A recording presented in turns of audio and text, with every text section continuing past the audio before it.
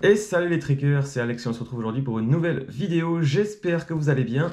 Aujourd'hui, on se retrouve pour faire une présentation et un retour d'expérience sur la gourde Bifree de chez Katadyn après 3 ans d'utilisation. En effet, je l'ai acquérie pour mon premier GR10, enfin le début de mon GR10 en 2020 il me semble, en été 2020. Et elle ne me quitte plus depuis donc 3 ans, jour pour jour quasiment. Et je voulais vous faire une présentation, parce que je ne l'ai jamais fait sur la chaîne, et aussi vous donner mon retour d'expérience, mon avis après ces 3 années d'utilisation. C'est parti, on y va. Pour commencer, vous avez l'habitude maintenant sur la chaîne avec les vidéos présentation de produits, on va parler des caractéristiques techniques de cette gourde de chez Katadyn, la Bifree. Donc, pour les caractéristiques techniques, au niveau du volume disponible, nous avons 2 gourdes disponibles. Nous avons une en 1 litre, comme vous pouvez le voir ici, et il existe aussi une 0,6 litres, donc 600 ml. Donc 2 choix de volume pour la gourde de chez Katadyn, la Bifree. En ce qui concerne la filtration, Katadyn nous annonce sur son site la filtration de tous les micro-organismes, donc bactéries, protozoaires et particules en suspension dans l'eau, sachant qu'on a ici un filtre en membrane creuse, en fibre creuse, à 0,1 micron, donc 0,0001 mm, je crois, un truc comme ça, 0,1 micron. Le plastique, on est sur une flasque souple de chez Hydrapak, vous pouvez le voir juste ici, donc de chez Hydrapak. Ce qui est bien, c'est qu'en fait, ce goulot de chez Katadyn est adaptable sur toutes les poches Hydrapak, donc si celle-là ne vous convient pas, vous pouvez aller en acheter une autre chez Hydrapak. Au niveau de la filtration, Katadyn nous annonce un débit de filtration de 2 litres par minute. Et bien, c'est ce qu'on va voir tout de suite. On va aller remplir la gourde et on va voir si on vide les 1 litre en 30 secondes, x 2 litres en 1 minute. On va mettre un petit chrono ici. Paf!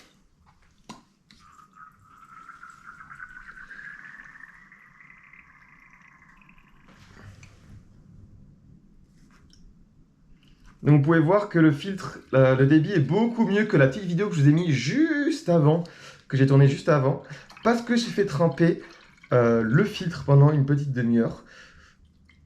Donc je ne sais pas si on va être sur les 30 secondes pour 1 litre.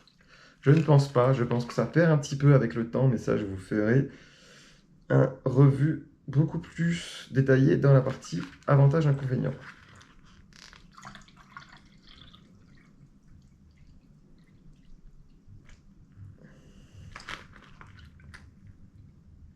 Voilà.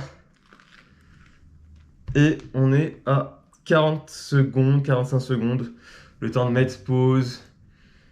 Donc, 1 minute 20 pour 2 litres. Donc, effectivement, on y reviendra après, mais le filtre, au fur et à mesure des années, perd un petit peu de son débit. Mais attention, concernant la rumeur comme quoi le débit réduit drastiquement, pas du tout. C'est juste qu'en fait, que les fibres que vous avez à l'intérieur, quand vous n'utilisez pas depuis 3 mois, 4 mois ou un peu plus, ils vont s'assécher ou je sais pas, ils vont se colmater.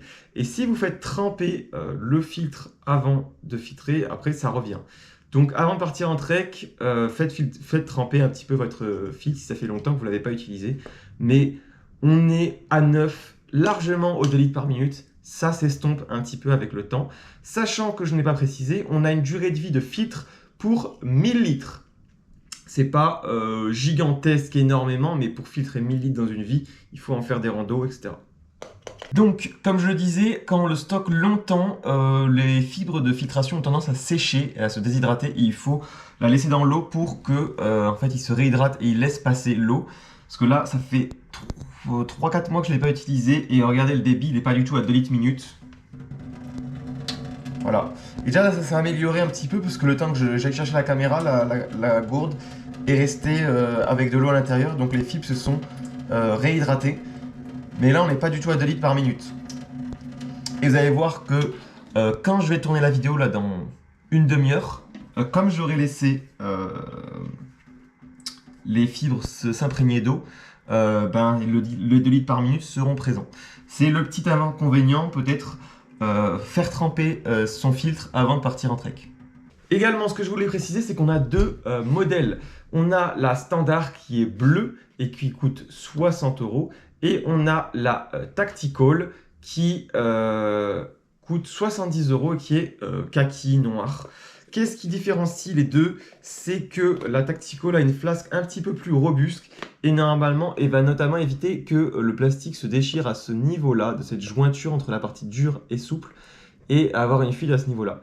Il y a certaines personnes qui ont la normale qui n'ont jamais eu de fuite ici.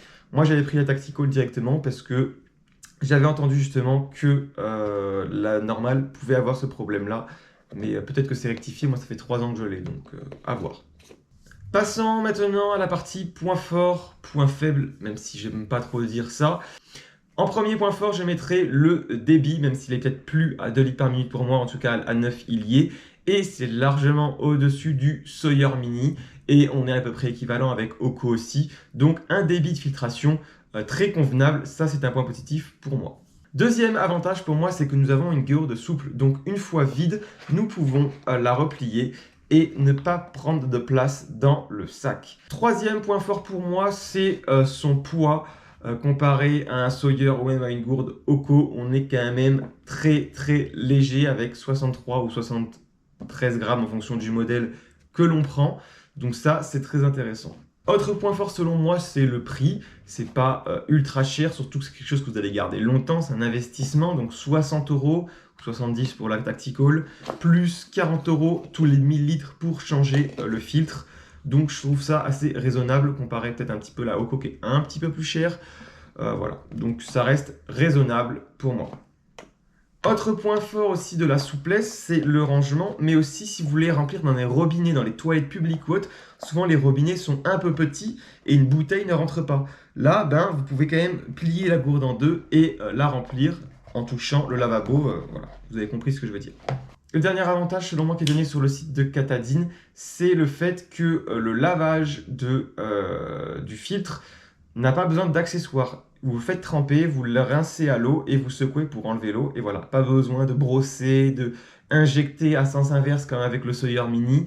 Non, vous rincez à l'eau, vous secouez pour enlever l'eau, pour éviter que ça moisisse, entre guillemets. Et voilà. On va passer maintenant au point faible de cette gourde, la Bifree de chez Katadyn. Premier désavantage, je dirais que la jonction souplesse dure de la gourde ici est assez problématique sur les versions normales, donc pourquoi pas aller directement sur la version Tactical. Moi en 3 ans, j'ai aucun souci de fuite, donc j'en suis très satisfait. Ensuite, deuxième petit point faible, ça va être la réduction du débit de filtration au fur et à mesure des années. Mais ça, je mets des petites guillemets parce que vous avez vu avec la démonstration que je vous ai faite, c'est plus une fait de réhydrater le filtre après une période de stockage à sec, de le réhydrater pour qu'il reprenne son débit de filtration normal. Je suis persuadé que je l'utilise encore pendant 1 ou 2 jours sur un trek et les 2 litres par minute vont revenir. Là, on était à 40 secondes pour 1 litre, 1 minute 20 pour 2 litres au lieu de 1 minute. C'est pas la mort. Certains le mettront en point faible, donc je vais le dire, mais pour moi, c'en est pas un. La gourde ne filtre pas les virus, sachant que je randonne principalement dans des pays occidentaux où il n'y a pas de virus dans l'eau. Pour moi, ça pose pas de problème.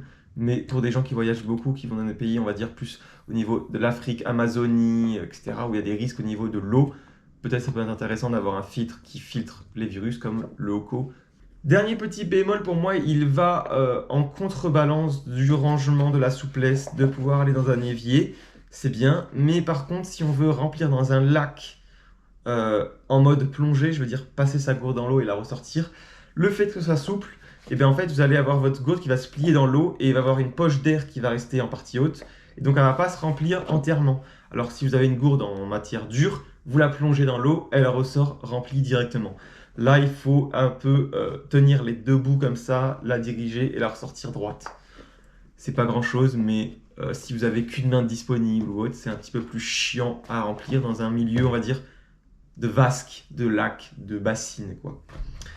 Voilà les amis, on en a fini avec cette présentation et ce retour d'expérience sur la gourde filtrante de chez Katadyn, la Bifree. J'espère que ça vous aura aidé à faire votre choix pour votre système de filtration pour vos randos. Si c'est le cas, n'hésitez pas à le mettre en commentaire. N'hésitez pas à mettre aussi quelle gourde vous utilisez, si c'est le Sawyer Mini, si c'est la Oko ou Même, je crois qu'il y a une Salomon maintenant qui fait un filtre. Donc n'hésitez pas à mettre ce que vous utilisez vous dans la description.